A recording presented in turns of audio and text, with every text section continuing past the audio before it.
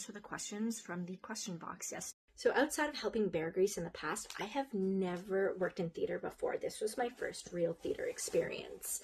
So when I first got to New York, they had just let go of the stage manager, and so I ended up helping out anywhere I could to make sure that the show would run smoothly. And so I helped set costumes, I put props on the stage, I also had to usher people when our ushers didn't show up.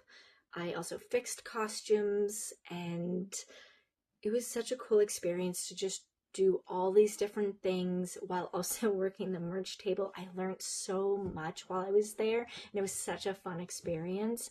But yeah, it was my first time really working in theater, and I'm so grateful for it. So this is a little bit of a longer story that I'm just going to completely shorten up, long story short kind of deal. So I met Crystal and Cloud back in 2020 when we were neighbors, and during lockdown we kind of became closer because, well, we were neighbors and we were able to talk to each other over our fences and in our driveways and things like that. I became Kizik's care for a while whenever they had to work out of town or had things come up and they needed someone to take care of them. So I started babysitting their son, and I became auntie to Kizik. And from there, we just grew our friendship and we became like family. And then eventually one day I heard a bunch of singing in the backyard. So I went outside and I watched them rehearse for their very first show at the Fringe.